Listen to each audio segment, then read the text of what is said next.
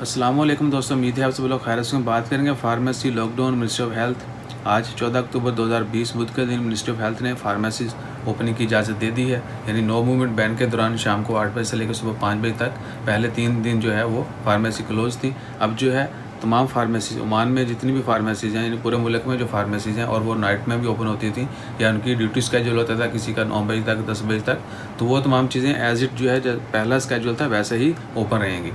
लेकिन कौन लोग जा सकेंगे? ये नहीं हो कि हम जो है वो जस्ट चिल करने के लिए जो बाहर निकल जाए और कहीं रोका जाए तो बताएं जी हम तो फार्मेसी पे जा रहे हैं। ये बिल्कुल गलत होगा और उन लोगों को जो है वो सज़ा होगी। सिर्फ इमरजेंसी में या जिनको रियली नीडेड है, जिनके पास प्रिस्क्रिप्शन है, उन लोगों को इजाज़त होगी फार्मेसी पे जाके मेडिसिन लेने की या जो भी उनको रिक्वायर्ड आइटम है वो लेने की। सो प्लीज़ इस चीज़ का ख्याल रखें कि सिर्फ इमरजेंसी की सूरत में जो कस्टमर हैं उनको इजाज़त होगी फार्मेसी पे जाने की। अपना ख्याल रखिएगा, दुआ में याद रखें। जैसे मज़ीद डिटेल आती हैं वो भी आपके साथ शेयर करते हैं। जज़ाकल्लाह, अल्लाह हाफ़िज़।